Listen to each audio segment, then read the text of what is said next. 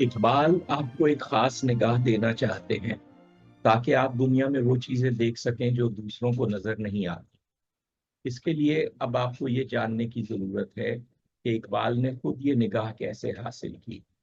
और ये इकबाल की तीसरी किताब बांगे दरा का मौजू है जो हम आज की एपिसोड में देखेंगे। किताब के शुरू में दीवाचा है जो अल्लामा इकबाल के दोस्त शेख अब्दुल कादिर ने लिखा है। ये दीवाचा इकबाल की फनी जिंदगी का एक मुख्तसर तारुफ है। उसके बाद किताब का पहला हिस्सा है जिसमें शुरू से लेकर 1905 तक की नज़में शामिल हैं, यानी उस पीरियड की जब अल्लामा इकबाल अभी यूरोप नहीं गए थे। दूसरे हिस्से में क़याम यूरोप की नज़में शामिल हैं जो 1905 से 1908 तक पर मुश्तमिल है। तीसरा हिस्सा 1908 से लेकर बांगे दरा की इशाअत तक जो 1924 में हुई। उसके बाद आखिर में ज़रीफाना मज़ाहिया कलाम का एक छोटा सा सेक्शन है। ये ज़्यादातर तीसरे हिस्से में ही लिखे गए थे। हर हिस्से में नज़मों के बाद आखिर में कुछ गज़लियात शामिल हैं। बांगी दरा में मशहूर नज़मों और मशहूर अशार की तादाद इतनी ज़्यादा है कि यहाँ उन सब का जिक्र करना भी मुमकिन नहीं। बच्चे की दुआ यानी लब पे आती है दुआ बन के तमन्ना मेरी, तस्वीर दर्द, तराना हिंदी यानी सारे जहां से अच्छा हिंदुस्तान हमारा, तराना मिल्ली यानी मुस्लिम है हम वतन है सारा जहां हमारा, शिकवा, शमा और शायर, जवाब शिकवा, दुआ यानी या रब दिल मुस्लिम को वो जिंदा तमन्ना दे, वालिदा मरहुमा की याद में, जिसका आखिरी शेर इतना मशहूर हुआ कि हजारों कब्रों के कतबों पर लिखा गया। आसमां तेरी लहद पर शबनम अफशानी करे, सब्ज़े नौरुस्ता इस घर की निगहबानी करे।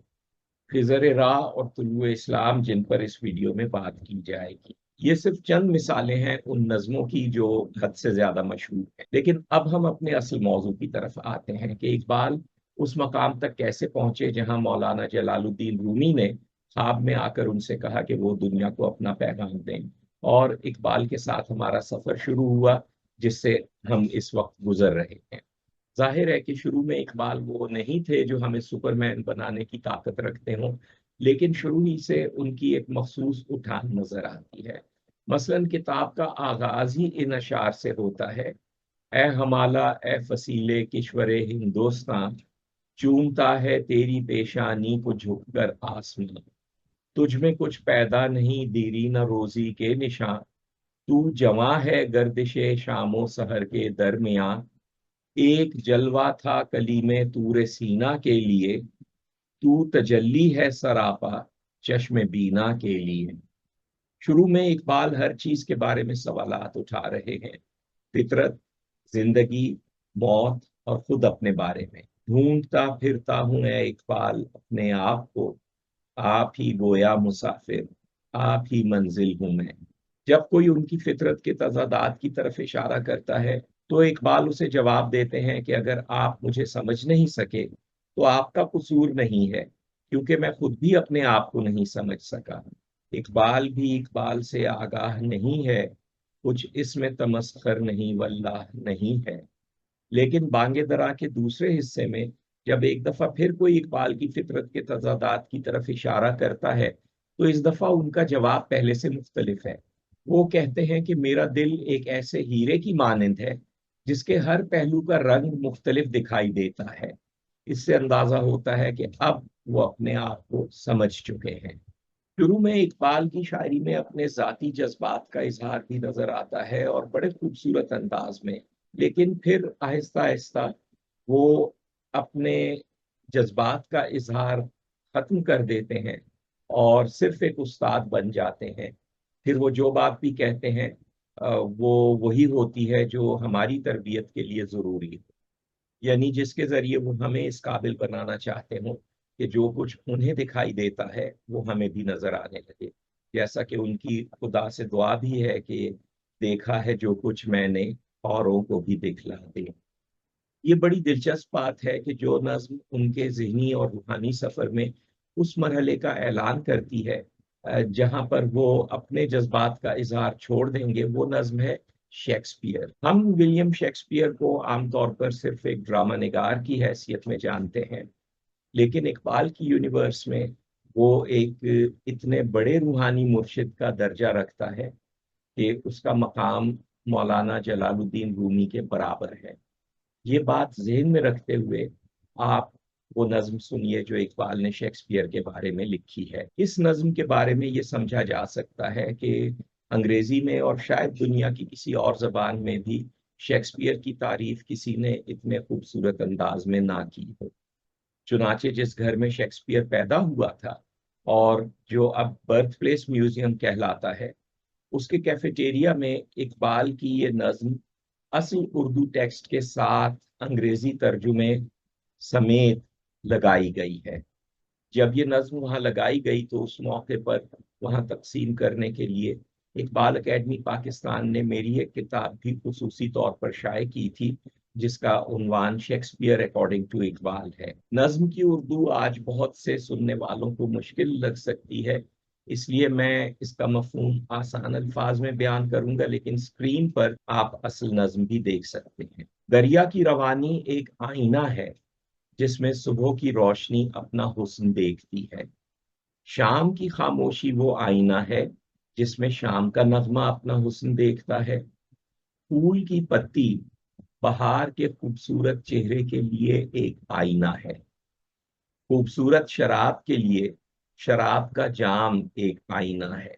हुस्न वो आईना है जिसमें सच्चाई नजर आती है, और खुद हुस्न जिस आईने में नजर आता है वो दिल है। लेकिन दिल अपने आप को जिस आईने में देख सके, वो आईना तेरे अल्फाज हैं ए शेक्सपियर। तेरी आसमानों तक पहुंचने वाली सोच ने जिंदगी की तकमील कर दी।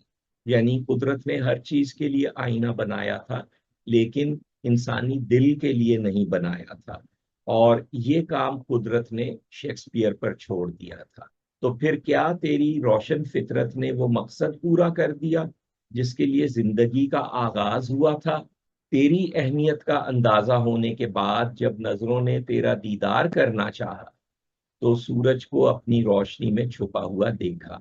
यानी हम तुझे नहीं देख सकते, और सिर्फ तेरे काम के जरिए तुझे समझने पर मजबूर है। तू खुद दुनिया की आंख से छुपा रहा, और तेरी आंख दुनिया को बेनकाब देखती रही।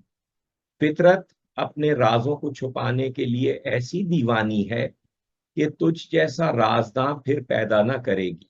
गोया इकबाल खुद भी शेक्सपियर जितने बड़े राजदां नहीं है। और जिस तरह शेक्सपियर ने अपने आप को दुनिया की नजरों से इस तरह ओझल कर लिया था कि आज हमें उसके अकायद और ख्यालात वगैरह के बारे में कुछ भी मालूम नहीं है, उसी तरह इकबाल के जज्बात वगैरह भी अब हमें मालूम नहीं हो सकेंगे। अगर आप इकबाल के बारे में ये बात समझ सकते हैं, तो फिर अब आप एक नई दुनिया देखने के काबिल हो गए हैं। आइए नज्म खिज़र राह की तरफ। खिज़र वो नाम है जो इस्लामी रिवायात में, मुस्लिम अदब में उन बुजुर्ग को दिया गया है जिनका जिक्र सूरह कहफ में है, जो हजरत मूसा अलैहिस्सलाम से मिलते हैं और जिन्हें बड़े बड़े असरार मालूम हैं, बड़े बड़े राज मालूम हैं। नज्म का आगाज इस तरह से होता है कि एक रात इकबाल दरिया के किनारे टहल रहे हैं। वहां खिज़र से उनकी मुलाकात होती है, और वो खिज़र से कुछ सवालात पूछते हैं। सवालात के मौजू हैं जिंदगी, सल्तनत यानी इंपीरियलिज्म, सरमाया और मेहनत की कशमकश यानी सुर्ख इनकलाब, कम्युनिज्म वगैरह, सरमायादारी और कम्युनिज्म की जंग, आलम इस्लाम की जो बुरी हालत हो रही थी कि पहली जंग अजीम के दौरान मुसलमानों का इत्तेहाद पारा पारा हो गया। अरबों ने यूरोपी ताकतों के साथ मिलकर उस्मानियों को शिकस्त दी, और जंग के बाद उस्मानी खलीफा ने तुर्की का मुल्क भी यूरोपी ताकतों के हवाले कर दिया था। यही वो हालात हैं जिनकी तरफ इकबाल ने पयाम मशरिक के दीवाचे में इशारा किया था। वो पहली जंग अजीम ने पुरानी दुनिया को तकरीबन हर लिहाज से ख़त्म कर दिया है, तहजीब व तमद्दुन की राख वगैरह। लेकिन एक फ़र्क है, वहाँ आपने उस जंग का सिर्फ तज़करा सुना था, यहाँ आप उसे अंदर से देख रहे हैं। मुसलमान कौम के एक शायर की नज़र से जिसे वो सारी मुसीबतें, मुसलमानों की, आलम इस्लाम की बर्बादी, वो सब कुछ नजर आ रही है और उसका दिल उससे मुतासिर हो रहा है। खिज़्र इन सवालों के जो जवाब देते हैं वो इंशाअल्लाह किसी अलहदा वीडियो में, लेकिन एक बात बड़ी अहम है हमारे इस जर्नी के हवाले से, और वो ये है कि आलम इस्लाम की बर्बादी के हवाले से खिज़्र मौलाना रूम का एक शेर पढ़ते हैं, जिसका मफहूम ये है कि जब किसी पुरानी बुनियाद पर नई इमारत बनानी हो तो पहले उस बुनियाद पर बनी हुई पुरानी इमारत को गिराना पड़ता है, और यही दुनिया इस्लाम के साथ होने वाला है। इश्क को फरियाद लाजिम थी सो वो भी हो चुकी, अब जरा दिल थाम कर फरियाद की तासीर देख। तूने देखा सितवते रफ्तारे दरिया का उरूज, मौजे मुस्तर किस तरह बनती है अब जंजीर देख। आम हुर्रियत का जो देखा था ख्वाब इस्लाम ने, ए मुसलमान आज तू उस ख्वाब की ताबीर देख। आज, अब आज क्या है? रात का वक्त जब इकबाल खिज़्र से मिल रहे हैं, तो आज अगली शाम तक गोया लास्ट करेगी, तो मतलब ये कि इन्हीं 24 घंटों में, इकबाल की यूनिवर्स के इन 24 घंटों में ये मुआजा नजर आने वाला है कि अपनी खाकिस्तर समंदर को है सामाने वजूद, मर के फिर होता है पैदा ये जहाने पीर देख। समंदर अदब में एक कीड़ा है जो जल कर दोबारा पैदा होता है, आप फिनिक्स समझ लीजिए। तो ये दुनिया जल कर अपनी राख से दोबारा पैदा होने वाली है आज, विद इन 24 आवर्स। तो अब आप देख सकते हैं कि पयाम मशरिक के शुरू में जो इकबाल ने कहा था कि तहजीब व तमद्दुन की राख से फितरत जिंदगी की गहराइयों में एक नया आदम और उसके रहने के लिए एक नई दुनिया तामीर कर रही है, तो वो खिज़्र उन्हें बता गए थे। यानी हकीकत में चाहे वो जैसे भी इकबाल ने अंदाजा लगाया हो, इस कहानी में खिज़्र ने ये बात उनको बताई है और ये दावा किया है कि ये विद इन 24 आवर्स तुम देख लोगे। इसलिए अगली नज्म तुलुए इस्लाम उसी सुबह से शुरू हो रही है जो इस रात के बाद खिज़्र बताकर चले गए। अब इकबाल सुबह तुलू होते देख रहे हैं और उन्हें ये मुआजा नजर आ रहा है कि दलील सुबह रोशन है, सितारों की तुनक ताबी, उफक से आफताब उभरा गया दौरे गिरा ख्वाबी, उरूके मुर्दे मशरिक में खूने जिंदगी दौड़ा। मशरिक की मुर्दा रगों में जिंदगी का खून दौड़ा। समझ सकते नहीं इस राज को सीना और फाराबी। बू अली सीना मेडिकल साइंस के बहुत बड़े नाम, फाराबी फिलॉसफी के। तो साइंस और फिलॉसफी इस राज को नहीं समझ सकती कि मशरिक किस तरह से मरकर दोबारा पैदा हो गया है। तो खिज़्र की पेशीनगोई पूरी हुई है, और ये वो बात है जिसकी तरफ इकबाल ने पयाम मशरिक के दीबाचे में इशारा किया था कि मशरिक ने, बिलखुसूस इस्लामी मशरिक ने, एक तवील नींद के बाद आंख खोली है। अब ये नज्म तुलुए इस्लाम उस वाक़े की तरफ इशारा करती है जब तुर्की को खलीफा ने यूरोपी ताकतों के हवाले कर दिया था। उन्होंने तुर्की पर कब्जा कर लिया था और फिर अतातुर्क की क़यादत में तुर्क फौज ने और तुर्क अवाम ने मिलकर उन गैर मुल्की ताकतों को अपने मुल्क से निकाल दिया और अपनी आज़ादी दोबारा हासिल की। ये नज्म इकबाल की शायद उर्दू में अहम तरीन नज्म कही जा सकती है। इंशाल्लाह इसकी पूरी तफसील किसी और वीडियो में, लेकिन यहाँ पर मैं इसके सिर्फ एक एस्पेक्ट की तरफ इशारा करना चाहता हूँ। वो ये है कि इस नज्म में हर चीज उल्टी हो रही है, और यहाँ पर इकबाल ये कह रहे हैं कि चूंकि उन्हें घोड़े पर बैठे हुए बहादुर शख्स की बहादुरी नजर आ रही है, आंखों से बहादुरी नजर आ रही है, उसके वो एक्शंस नजर नहीं आ रहे जो बहादुरी पर मुश्तमिल है, बल्कि वो बहादुरी जो उसके अंदर है वो उन्हें नजर आ रही है। इनविजिबल चीज है ना बहादुरी। आपको किसी का बहादुरी का काम नजर आ सकता है, लेकिन उसकी बहादुरी नजर नहीं आ सकती। तो इकबाल को वो नजर आ रही है, और वो आपको भी दिखा रहे हैं कि देखो अब तुम्हें भी नजर आ रही है। तो यहाँ आपने प्रिज्यूम करना है कि आपको नजर आ रही है। अब इसमें इकबाल की यूनिवर्स में आपके पास ये स्पेशल पावर अनलॉक हो गई है कि आपको मिसाल के तौर पर खुशबू नजर भी आ सकती है सूंघने के अलावा।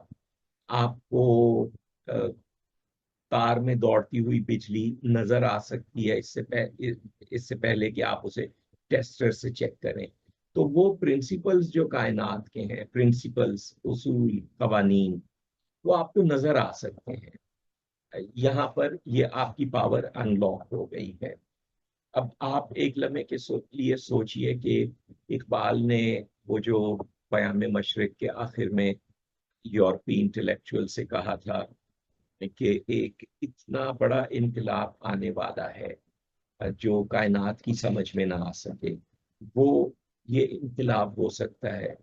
वो नया आदम जो फितरत बना रही है जिंदगी की गहराइयों में, उस नए आदम के पास ये पावर हो। तो इकबाल की यूनिवर्स में अब ये पावर आपके पास आ गई है।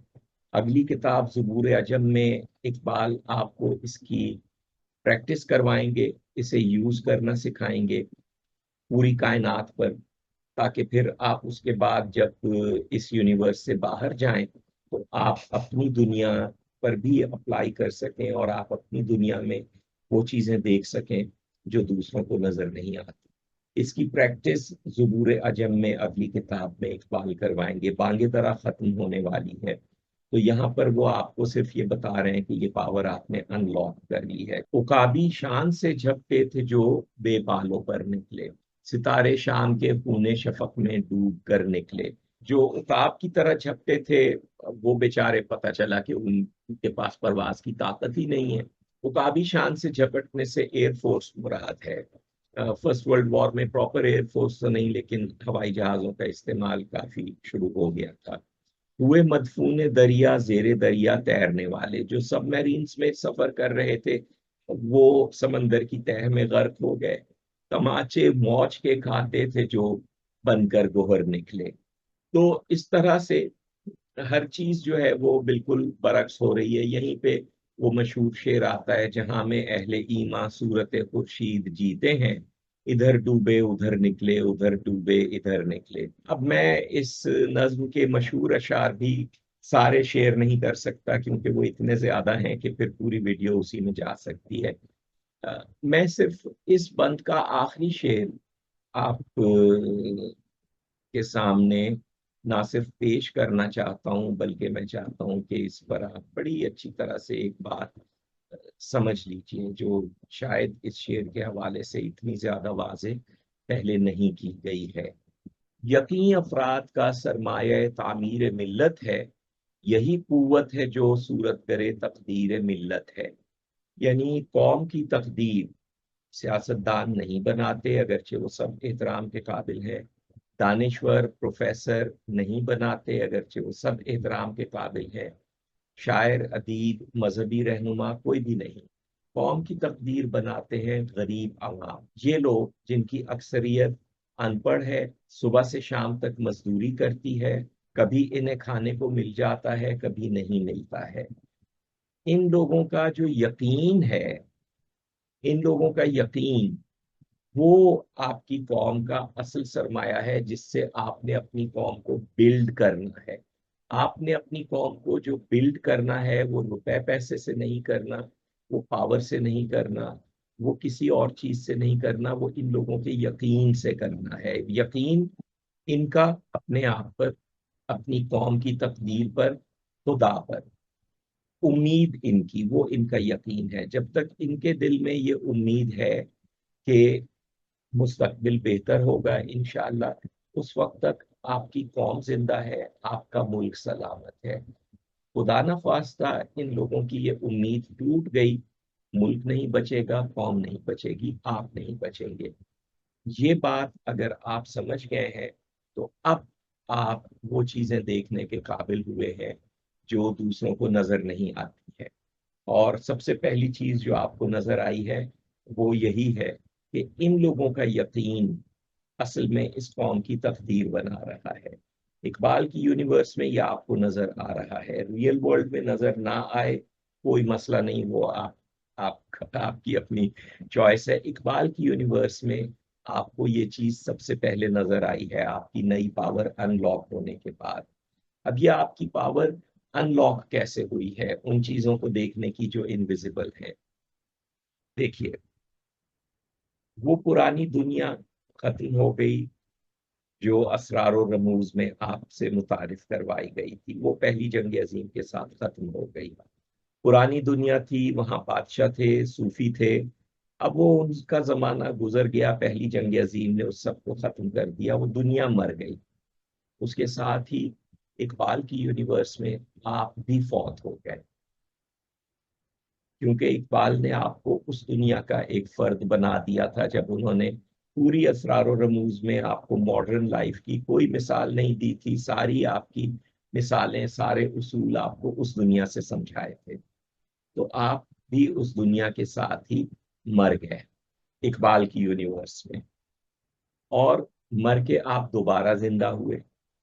खिज्र की पेशीन गोई के मुताबिक ये जो मुर्दा रगों में दोबारा खून दौड़ा है, ये आप में भी दौड़ा है। अब आप इकबाल की यूनिवर्स में मर के दोबारा पैदा हुए हैं। इस यूनिवर्स में ये आपकी लाइफ आफ्टर डेथ है। इसलिए अब आपको वो चीजें नजर आ रही हैं जो जिंदगी में नजर नहीं आ सकती, रूहों को शायद नजर आ सकती हैं। और इस नई लाइफ में जो इकबाल की यूनिवर्स में लाइफ आफ्टर डेथ है, आपकी जो स्पेशल स्किल्स अनलॉक हुई हैं वो यूज करने के लिए इकबाल अगली किताब में आपको बड़ी एक्सरसाइजेस करवाने वाले हैं। उसके उसकी बड़ी प्रैक्टिस करवाने वाले हैं। वो किताब ज़रूर अजम है, इंशाल्लाह अगली एपिसोड में।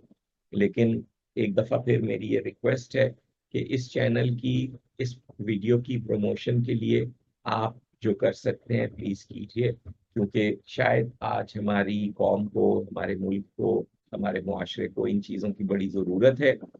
मैं और मेरी टीम, हम लोग जो कर सकते हैं हमने अपना काम किया है ये वीडियोस बनाकर। अब हमें आपसे उम्मीद है और तवक्को है कि आप भी अपना किरदार अदा करेंगे इन वीडियोस को और इस चैनल को प्रमोट करेंगे।